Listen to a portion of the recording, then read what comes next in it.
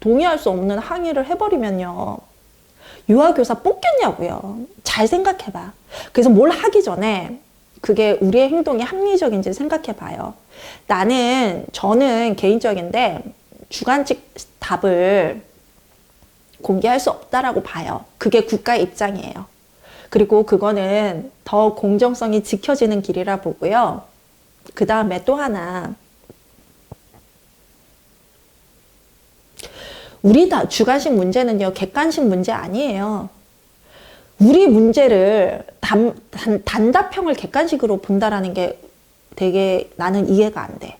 단답식이라고 해서 이게 답을 자동교육이라고 한다고 해서 그게를 객관식이라고 볼 수는 없어. 왜냐하면 아까 자동교육이란 문제에 자기 수정적 교구하신 분들 있잖아. 이거 자기 수정이라는 게 결국은 자동교육인 거거든. 그래서 몬테소리의 용어면 자동교육이 맞지만 자기 수정도 근본적으로 틀린 건가? 라는 우리가 그 철학적인 고민을 하게 되면 그 답에 대해서도 맞다, 아니다, 뭐 해줄 수 있는 근거가 있다고. 그래서 그런 어떤 단답이라도 그런 문제를 보면 객관식 문제라고 볼 수가 없어요. 객관식 문제라면 자기 수정과 자동 교육이 번호 안에 들어갈 수가 없어. 객관식이라면 1번, 2번, 3번, 4번, 5번에 자동 교육이 있었으면 여기에 자기 수정을 안 넣었을 거야. 왜? 혼란이 되는 답을 아예 번호에서 빼버렸을 거야. 그렇지만 이 문제, 이 단답식으로 적게 되는 건 자동 교육뿐만 아니라 자기 수정이라는 답까지 유도해냈거든. 그래서 우리가 단답을 쓴다 그래서 그게 객관식 문제라고 보면은 정말 시각이 좁은 거예요. 그래서 불필요한 항의를 하면 유아교사의 공립 유치원 교사, 특히나 공립 유치원 교사는 공무원이에요. 우리는 복종의 의무가 있어요, 선생님. 유아교육계론 가면, 교사론에 가면 복종의 의무 배우거든요. 자꾸 그 복종의 의무에 반하는 행동을 하면요, 교사를 뽑겠냐고. 나 교사 수가 그렇게 줄어드는 거 있잖아. 그 영향도 있다고 생각해요. 그래서 국가에다 불필요한 싸움 자세로 쌈딱이 돼서 이렇게 싸울 필요는 없어요. 합리적인 걸 가지고 싸워야지. 이런 문제에 대해서 이중정답 처리해 주세요. 싸우는 건 합리적인 거고요. 쌈딱돼서 불필요한 걸로 국가랑 이렇게 하다가 우리 유아치원 교사 정원 뚝뚝 떨어집니다. 지금 1000명에서 500명으로 떨어졌고 500명에서 3000명으로 떨어졌어요. 저는 그것과 관련해서 그런 영향이 전혀 없다고 보지 않아요. 왜? 교육은 정치적인 힘에 의해서 결정이 될 수밖에 없고요. 정치는 결국 국가의 어떤 권력이에요. 거기에 자꾸 여러분들이 싸웁시다 라고 하면서 비합리적인 이유로 싸웁시다 한다면, 그게 합리적인 이유라면 유아교육을 하는 나도 이해가 돼야 돼. 근데 이해가 안 되잖아, 나는. 왜 국가가 이런 방식을 정했는데 그것을 선생님들이 이해하려는 노력은 하지 않고 내가 답답하니까 답을 공개하라 그래버리면 이거 되게 문제 커져요. 그리고 막 소송이 시작될 거야. 수험생과 이미 교사에서 떨어진 사람이. 난 너무 복잡해. 나 그런 어떤 혼란이 생길 거야. 나는 정말 너무 상상도 할 수 없어. 선생님들이 그렇다고 해서 혼란이 풀리고 싸우지 않는 게 아니야. 더 큰 혼란이 생겨. 혼란의 세계로 가는 거야. 그래서 나는 그게 너무 싫거든. 그래서 선생님들, 나는 이상해. 그리고 선생님들, 이거 유아교육을 똑바로 공부한 사람들을 전문가들 사이에서 논란이 생기는 게 아니야. 전문가의 답과 비전문가의 답이 싸움이 되는 거지. 전문가의 답들은 똑같아. 전문가는 이중 정답을 인정해야 된다고 얘기해. B와 C가 맞다, E가 맞다 싸우지 않아. B, E 모두 문제가 있다 이렇게 하지. 근데 비전문가가 B만 맞다, 비전문가가 E만 맞다라고 주장을 하는 거예요.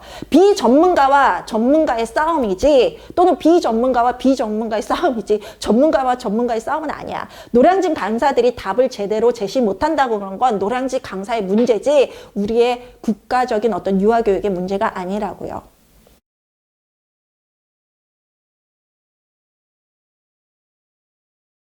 불안해요. 확실히 알고 풀어야 되지. 2007학년도인데요. 몬테소리로 갑니다. 몬테소리 문제에서 2007학년도 다음 항목에서 잘못된 내용을 찾아 적고 이를 바르게 수정하라고 되어 있어요.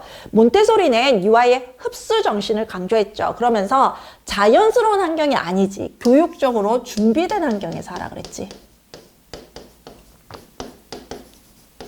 준비된 환경 속에서 교구 활동을 통해 자동 교육이 이루어지는 것을 중요시했죠. 이럴 때는 잘못된 내용을 찾아 적고 바르게 수정하라 그랬기 때문에 자연스러운 환경 쓰고 화살표 하고 그 다음에 준비된 환경을 쓰는 거예요.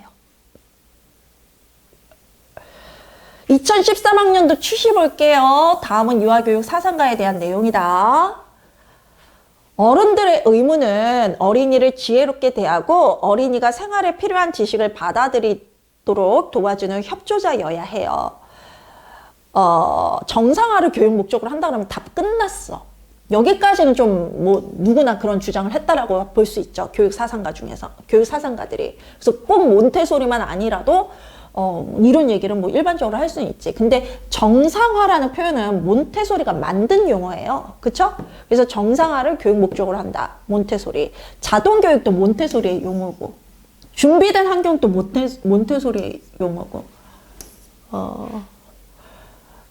그 다음에 그 환경을 받아들이면서 스스로 경험하게 배우게 되는 특성이잖아.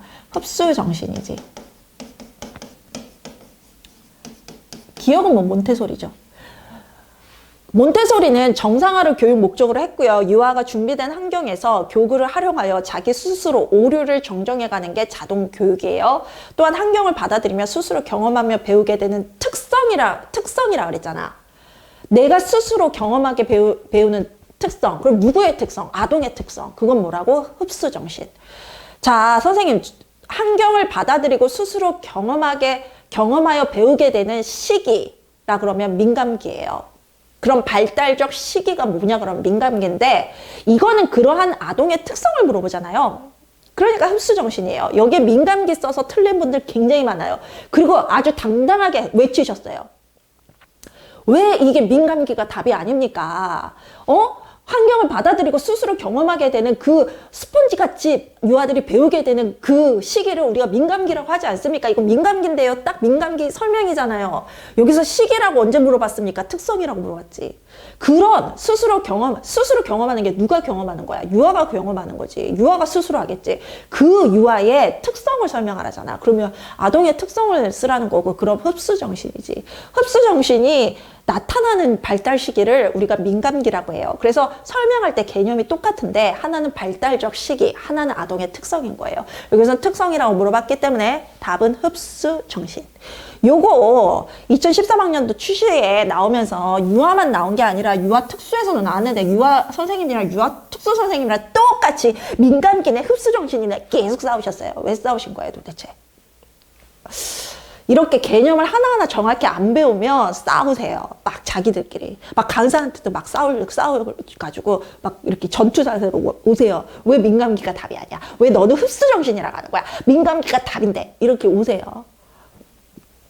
그래서 하나하나 개념을 정확하게 배우셔야 돼요. 민감기와 흡수정신이 나타나는 발달 시기를 민감기라 해요. 그래서 개념을 설명하려면 똑같아요. 그런데 하나는 발달적 시기고 하나는 아동의 특성이라는 거죠. 이 문제에서 답이 흡수정신 이유는 특성이라고 물어봤기 때문이에요. 2015학년도 문제. 다음은 예비교사들의 대화 내용이다. 몬테소리는 일상생활 교구, 감각교구, 언어교구, 문학교구, 수학교구를 개발했어. 이 교구는 선생님 기억을 잘 봐. 기억을 설명하는 용어야. 기억은 여기서부터 여기까지예요. 유아 스스로 자신의 실수나 오류를 발견할 수 있도록 고안되었지, 교구가. 근데 교구를 물어보는 게 아니야. 그 교구에 담겨진 특성을 보는 거야. 교사가 잘못을 수정해 주지 않아도 아이들이 정정이 가능해. 스스로 자신의 실수나 오류를 발견해서 정정이 가능해. 이것을 설명하는 몬테소리의 용어는 자동교육밖에 없어요. 자기 수정적 교구는 교구의 별명이 교구의 특성을 설명하는 용어인데, 여기에서는 교구에 대해서 설명하라는 게 아니라, 이 교구가 뭐냐를 물어보는 게 아니라, 여기 이 교구가 자동 교육이 가능하도록 만들어졌다. 이 기억은 여기서부터 여기까지예요. 그래서 답은 자동 교육이지 자기 수정적 교구가 아니에요. 그럼 핵심 용어는 모르고 왜 별명을 아실까? 여기 보세요. 교구를 활용하여 자기 스스로 오류를 정정해 가는 걸 뭐라 그랬어요? 자동교육. 이 교구가 유아의 자동 교육이 가능하도록 만들어졌다는 거예요. 스스로 실수나 오류를 발견할 수 있도록 고안되어서 자동 교육이 되도록 고안되어서 교사가 잘못을 수정해지지 않아도 정정이 가능, 자동 교육이 가능. 답은 자동 교육이지 자기 수정적 교구가 아니에요. 그거 답으로 처리 안 됐어요. 2017학년도입니다. 다음은 자율장학연구회 소모임에서 유치원 교사들이 나눈 대화이다. 몬테소리를 포함하여 여러 교육자들은 유아를 위한 다양한 교구를 만들었죠. 저도 그런 교구를 보면 가지고 놀고 싶다니까요. 여기서 틀린 내용을 찾아라는데 문제는 여기에 틀린 내용이 하나가 아니라 두 개였어요. 그 해에 문제를 잘못 출제한 거예요. 그리고 이중 정답을 인정했다라고 하죠. 문제가 잘못 출제돼서. 왜 잘못 출제됐는지 설명드릴게요. 교구를 통한 감각 훈련과 언어지도 기본 생활 습관 훈련을 철저히 하고 철저히 실시하였다.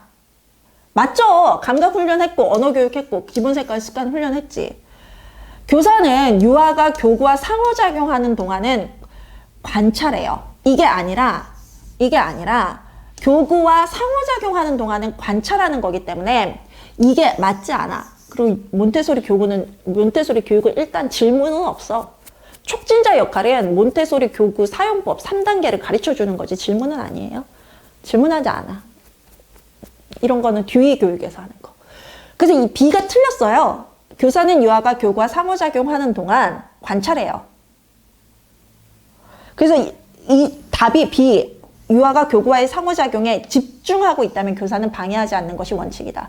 뭐 방해하지 않고 관찰하는 것이 원칙이다 라고 써주면 더 좋겠네요. 방해하지 않고 관찰하는 것이 원칙이다. 유아는 스스로 성장할 수 있는 내적 생명력 지니고 있어요. 이건 너무 맞아. A와 C는 너무너무 맞아. D는 유아 스스로 특정 과제를 숙달하고자 하는 집중하는 현상이 일어나요. 주의력의 법칙이죠? 맞아요. 교구는 사용법이 정해져 있거든요. 3단계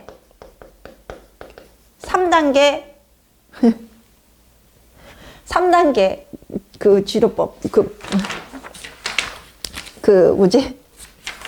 몬테소리와 관련해서 3단계 교수법 교재 72페이지에 있는 거. 근데 여기가 틀렸어. 정해진 방법으로만 활용해야 된다. 이게 틀렸어.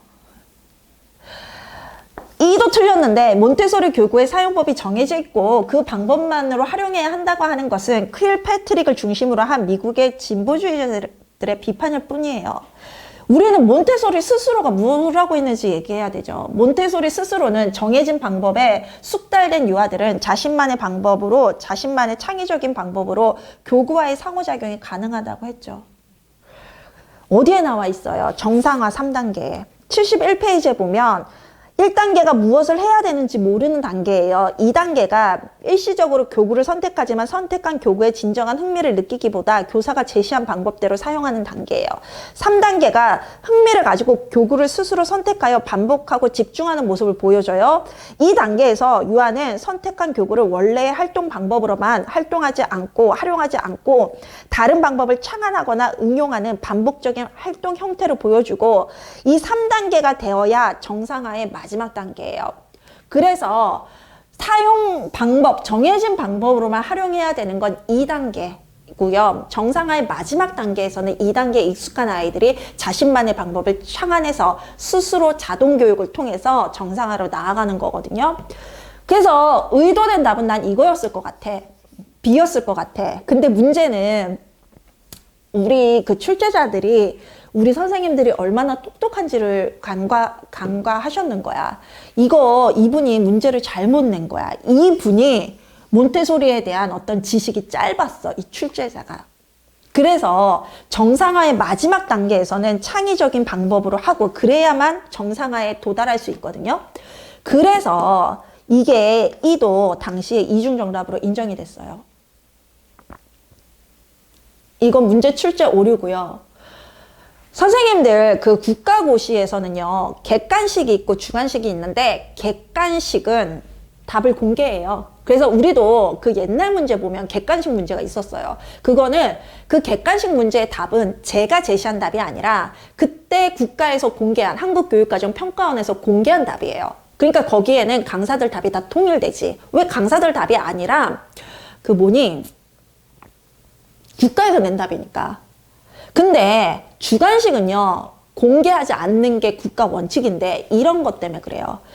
이거 문제 출제자들이요 아차했어. 문제 출제하고 나서 이거는 정말 뭐라 그러지? 공부한 사람, 그 석사, 박사 공부한 사람이 이라는 답을 할 수 있는 거거든. 근데 당시에 제가 이게 틀렸다라고 했을 때 우리 선생님들이 이거 제시한 분 있고 참 신기하게도 이거 제시한 분이 있었다? 그래서 50%였다 각각? 그러면 선생님들 유아 임용을 공부하는 분들 중에서 석박사라던가 아니면 정말 유아교육이 좋아서 이론을 정말 충실히 공부한 분들이 많다라는 거예요. 그걸 간과한 거야. 그거를 출제자가 실은 임용고시 응시자의 실력을 못 따라갔어. 그래서 이의제기가 들어갔어. B가 맞네, E가 맞네 막 싸웠어. 한국교육과정평가원에 이의제기가 들어갔어. 결과는 둘 다 이중 정답이 처리가 됐다죠. 왜? 문제 오류였어요. 이분들이 이 중에서 하나를 적어라가 아니었어. 틀린 내용 두 개를 주고 여러분들한테 혼란이 되면서 문제 하나를 적으라는 게 아니었어. 이분들이 의도한 답은 이거 맞아. B야. 근데 문제는 이것도 틀렸거든. 본인들의 지식이 짧아서. 그리고 아차한 거야. 그리고 이걸 적은 것도 답으로 인정한 거야. 왜? 자신들의 문제 오류니까. 그래서 한국 주관식 문제는 이런 것 때문에 답안 공개를 못 해요. 지금 뭐 답안 공개하라고 선생님들 뭐 소송한다고 그러잖아요. 그 답안 공개하면은 문제가 커져요. 국가가 감당하기 힘든 문제가 돼요. 이런 문제 때문에.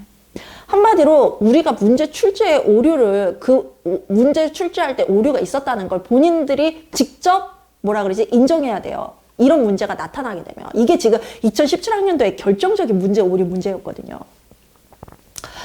그러면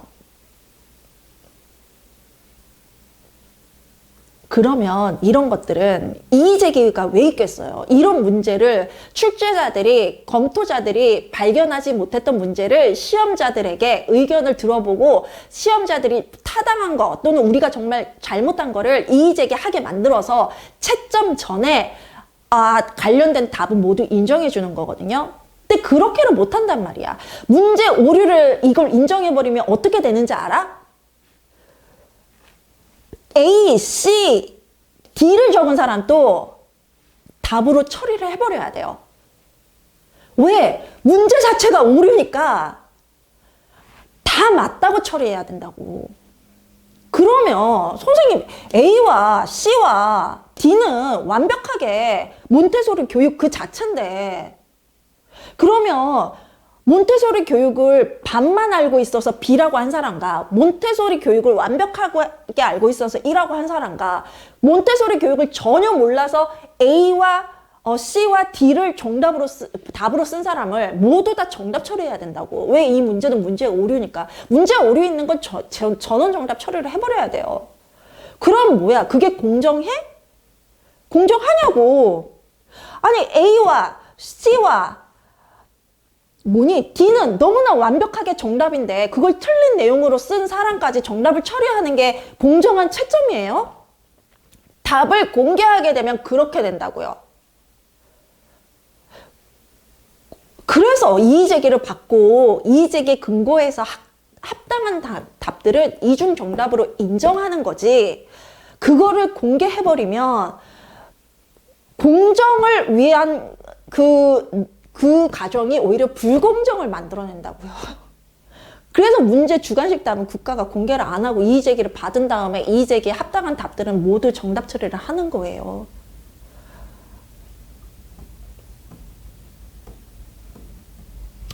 우리가 어떤 것들을 생각을 할 때요. 1단계만 생각하면 안 돼. 2단계만 생각해도 안 돼. 2단계만 생각하면 B라는 답이 정답으로 나오는 거야. 완벽하게 모든 것을 다각적으로 생각해야 돼. 왜? 우리는 중심화가 아니라 탈중심화된 성인이니까. 그래서 저는 국가가 왜 주관식 답을 인정 안 하는지 알아요. 이거는요, 수능과 같은 게 아니에요. 이거는 인문학은요, 인문학적인 성격에 따라서 그 학문 내에서 의견이 통일 안 될 때가 있어요. 유아 임용 문제의 문제가 아니라 학계에서 싸울 때가 있다고. 킬패트릭과 몬테소리가 싸웠듯이, 킬패트릭이 프레벨의 이론을 비판했듯이 학자들끼리 싸운다고. 네 이론이 맞니? 내 이론이 맞니? 선생님들만 싸우는 거 아니야. 학자들 엄청 싸워. 그 석박사 가잖아? 쌈딱 때 저도 유아교육과 나와서 교사만 할 때 쌈딱 아니었어요. 얼마나 마음이 열어서 맨날 눈물 코비를 짰는데 요즘은 쌈딱이잖아. 그거 석박사 때 배운 거야. 왜? 원래 학계가 그래. 네 이론이 맞니? 내 이론이 맞니? 싸우는 곳이야. 그거를 어떻게, 그러니까 우리 시험을 논술이랑 그 수능이랑 비교하지 마세요. 그 고딩들이 보는 수능이랑 우리의 교사 전문증, 그 전문가 자격증을 가진 우리의 유아교육 전문가가 보는 심도 있는 인문학적 시험이랑 그게 결이 어떻게 똑같냐고. 국가고시에서 주관식 답을 인정 안 하는 게 있어. 이게 객관식이면 이중 답이 될 수 있는 가능성이 완전히 배제되잖아. 그쵸? 그쵸? 답을 정해놓은 답에서 선택을 하는 거니까 이중 답이 될 가능성이 적다고. 그래서 객관식은 공개가 가능해. 근데 주관식을 범위를 정해놓을 수가 없어. 그러니까 이의제기해서 이중정답 처리되는 거 다 검토한 다음에 합당한 거 이중정답 처리해 주는 게 공정한 거예요. 왜냐하면 신이라는 존재가 우리 유아 임용 문제를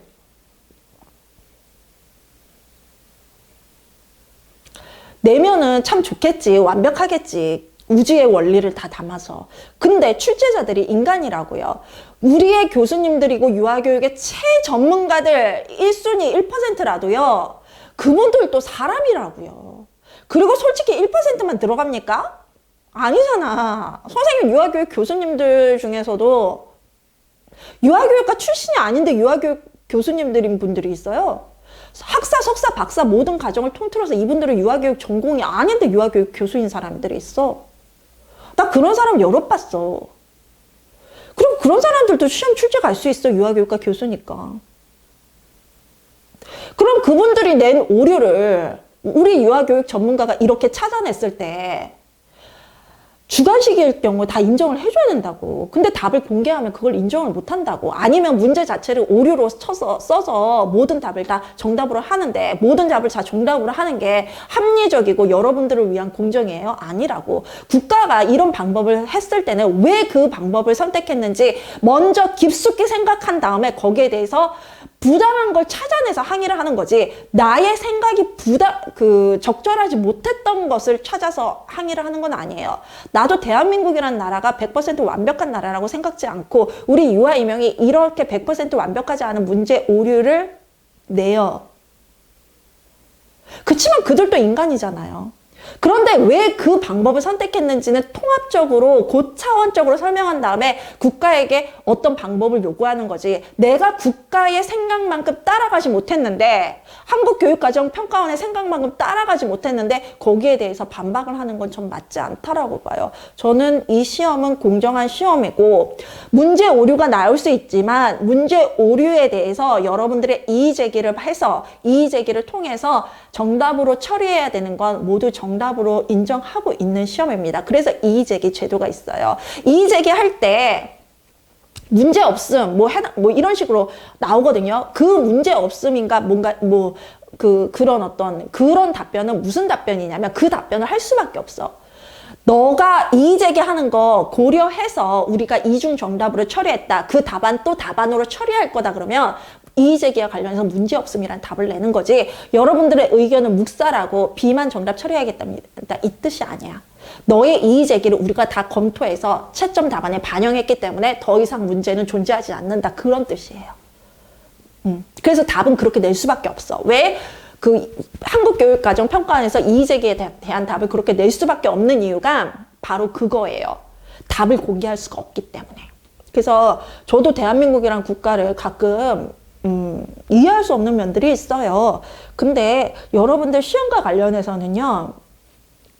공정성을 지키려고 굉장히 노력하는 거고 100% 공정성은 못하더라도 99%의 공정성을 지키고 있고요. 선생님, 100% 공정성은 신이어야만 할 수 있는 거예요. 인간으로서 낼 수 있는 공정성은 모두 지키고 있고, 문제 오류 때문에 문제를 잘못 내서, 채점을 잘못해서 내가 떨어졌을 거라는 생각하지 마세요. 아니에요. 여기서 B와 E를 쓴 사람은 정답이 처리됐고, A를 쓴 사람은 너무 말이 안 되잖아. C를 쓴 사람 너무 말이 안 되잖아. D를 한 사람 너무 많이 안 되잖아. 그래서 떨어진 거지. 이 문제가 오류가 있어서 떨어진 게 아니에요. 너무 열변을 토했나? 몬테소리 5번 볼게요.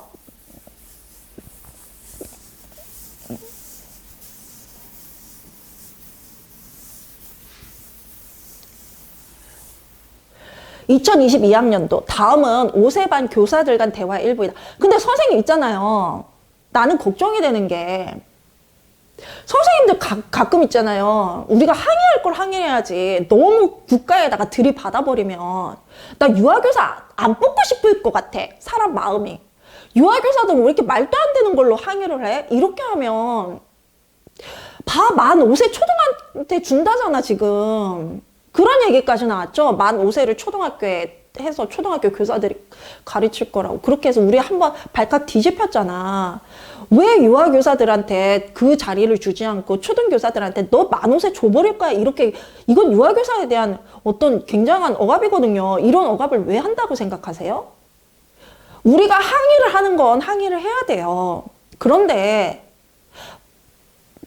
유아교사인 내가 봤을 때, 나도 유아교육 전문가잖아요. 선생님, 저도 유아교육을 학사, 석사, 박사에서 한국과 미국에서 장학금 받아가면서 했어요. 현직 교사 생활을 했고. 근데 나도 이해가 안 되는 그런 어떤 거를 하면 그 사람들은 이해가 되겠어요? 얘들 왜 이렇게 말도 안 되는 걸로 항의해? 이렇게 얘기할 수 있잖아. 그러면 유아교사를 안 뽑아. 왜? 비합리적인 사고를 하는 사람을 교사로 뽑을 수가 없어. 그러면 초등학교한테 만 5세 줘버리는 거야. 우리한테는 선생님 어린이집까지 지금 교육부가 관리하겠다는 거 보셨어요? 그게 우리한테 기회일 수도 있고, 또는 우리가 한테 만 5세를 초등학교 뺏기는 어떤 지름길이 될 수도 있는 우리에게 양날의 검이거든요.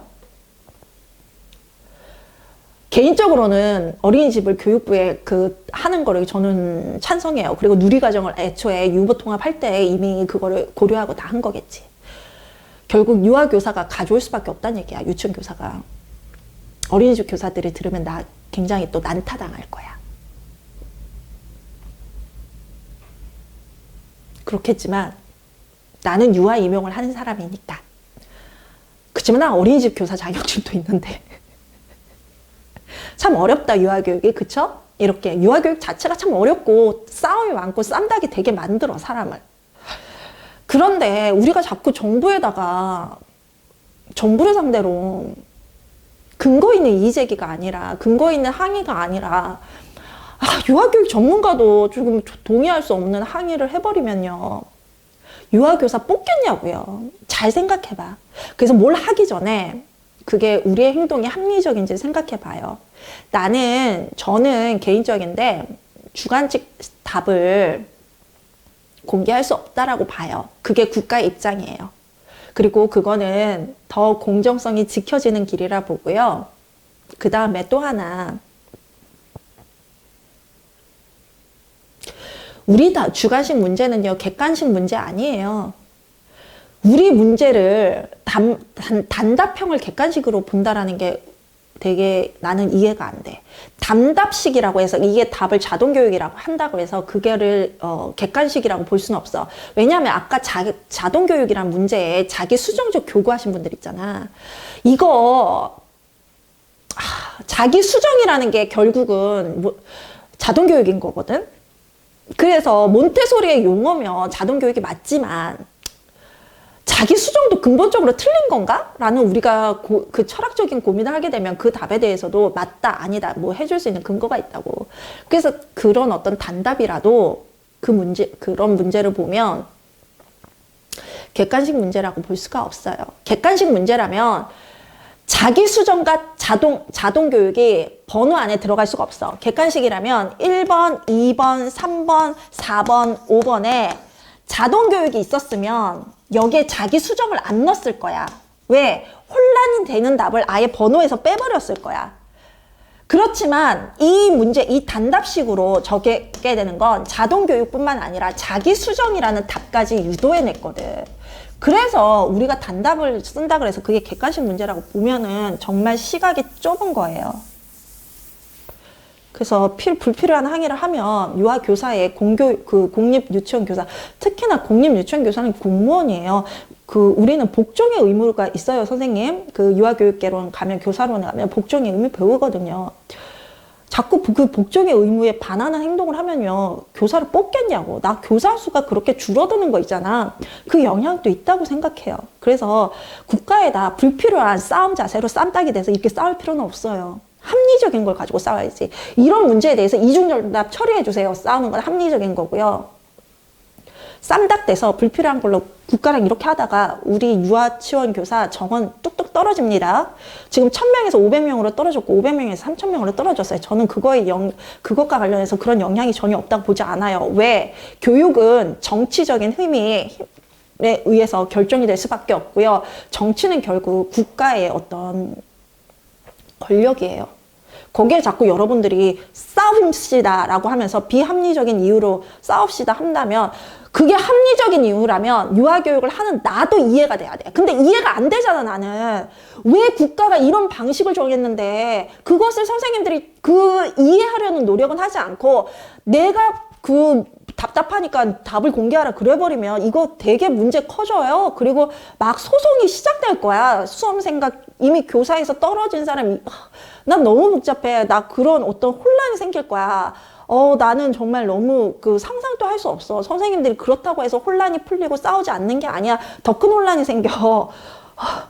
혼란의 세계로 가는 거야. 그래서 나는 그게 너무 싫거든. 그래서 선생님들, 나는 이상해. 그리고 선생님들, 이거 유아교육을 똑바로 공부한 사람들을 사이에서, 전문가들 사이에서 논란이 생기는 게 아니야.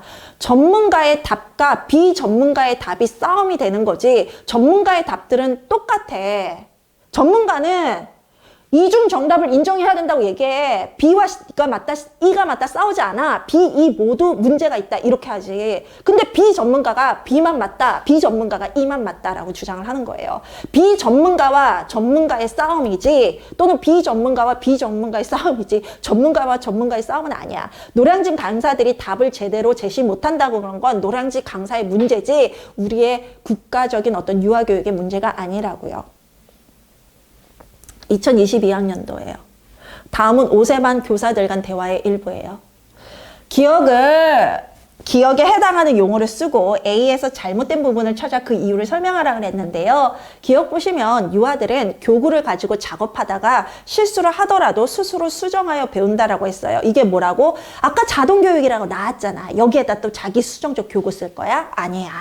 유아들이 스스로 실수를 하더라도 스스로 수정하고 배우는 거 자동교육이에요.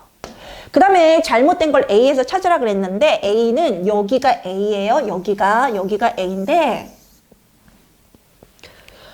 나 유아교사 정원이 왜 떨어지는지 이제 이해했어.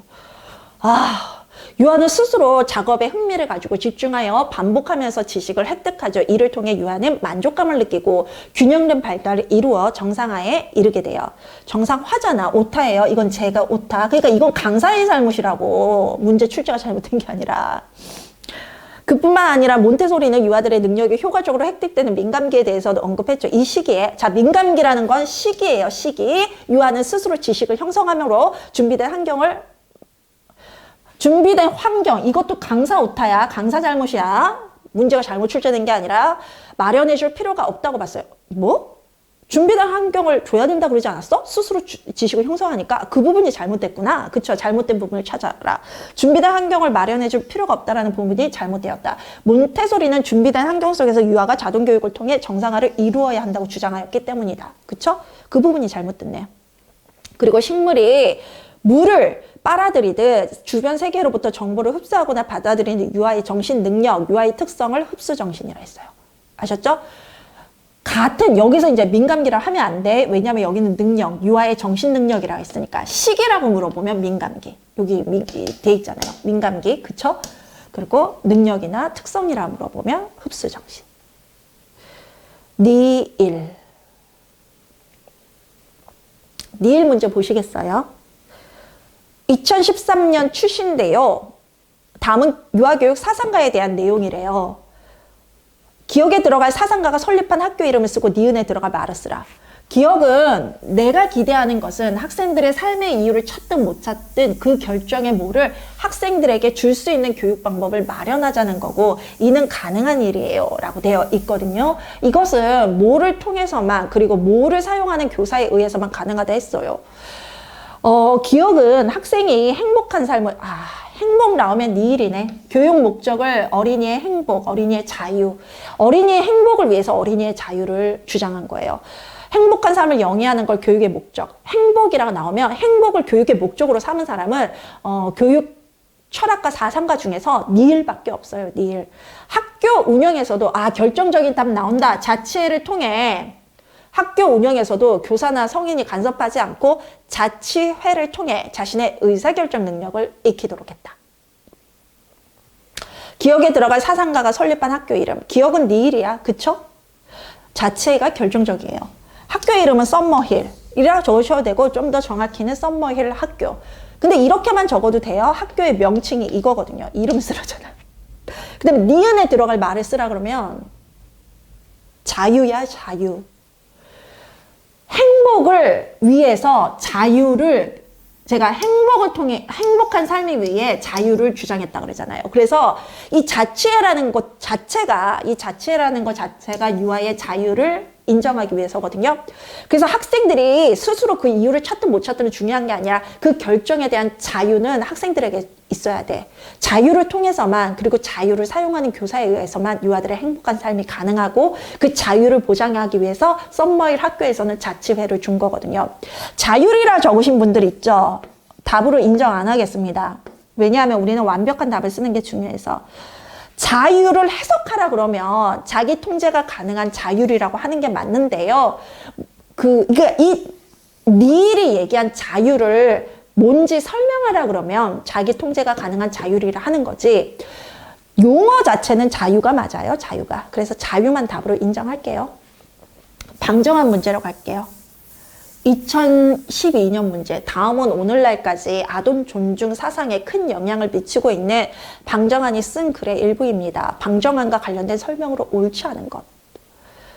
이 사람의, 그러니까 이거는 뭐 방정환이 쓴 글이라고 알려줬으니까 이 글을 읽지 않고 나머지에서 방정환을 찾아도 되겠죠. 일단 읽어보면요. 우리들의 희망은 오직 한 가지, 어린이를 잘 키우는 데 있어요. 어린이는 어른보다 더 새로운 사람이에요. 내 아들놈, 내 딸년, 그렇게 자기 물건같이 알지 말고 자기보다 한결 더 새로운 시대의 새 인물인 걸 알아야 돼요. 자기 마음대로 굴리려 하지 말고 반드시 어린이의 뜻을 존중하도록 해야 되거든요. 이 사람의 호는 소파이고, 그 다음에 바위나라와 아기별을 창작했다 그랬는데 이건 아니야. 이거 마에송이라는 사람이 한 건데요. 그럼 이거는 우리가 알아야 돼요. 그런다면 선생님, 저는 이게 아니요. 마해송은 옛날 문제에서 나오긴 했는데 지금 누리과정과 관련해서 알아야 되는 건 아니야. 이렇게까지 알게 되면 우린 너무 많은 얘기들을 알아야 돼요. 그래서 이런 거는 그냥 이 문제에서 그냥 바위나라와 아기별을 창작한 사람은 마해송이다. 아동문학가이자 수필가인 마해송은 뭐 그렇게 했다. 그렇게만 알아두고요. 사랑의 선물을 출간한 건 맞는데 요거 추가적으로 설명해 드릴게요.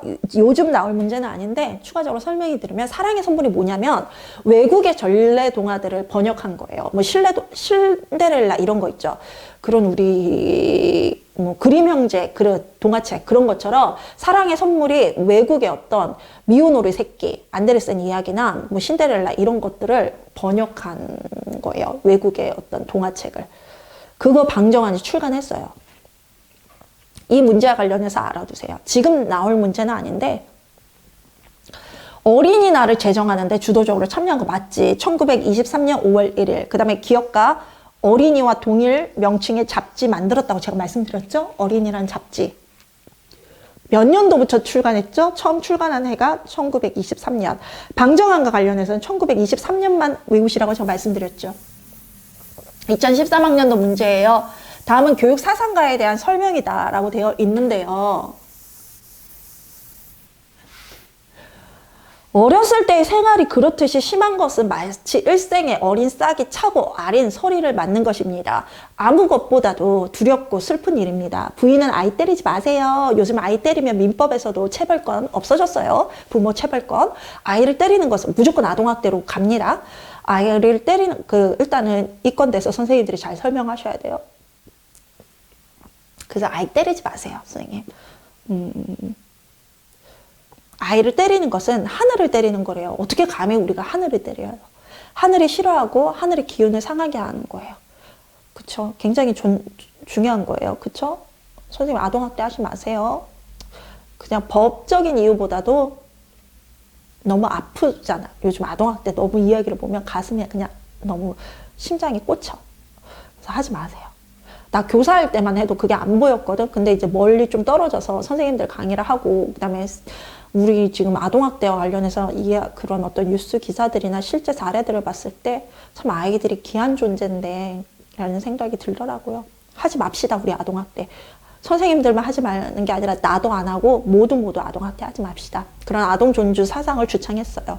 기억의 사상화를 쓰라는 거 누구겠어요? 선생님, 하늘 나오잖아. 이건 우리나라의 옛 표현이야. 하늘을 뜻한 옛 표현. 이런 표현 나오면 우리나라 그 교육사상가 한 명밖에 없었지. 방정환이에요.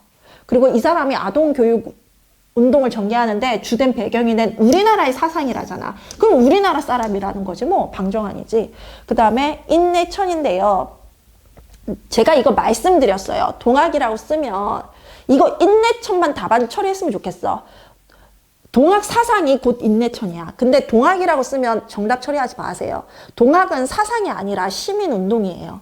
그 시민운동에 쓰인 사상이 인내천이고요. 이것을 동학사상이라고도 하니까 동학사상까지는 정답 처리해 줄 수 있지만 인내천이라고 쓰는 게 100% 정확한 거고, 이것도 정답 처리해 줄 수는 있지만 동학은 아니야. 동학은 사상이 아니라 시민운동이에요. 뭐 그렇습니다. 유아 발달 및 심리는 다음 교시에 뵙도록 하겠습니다. 감사합니다.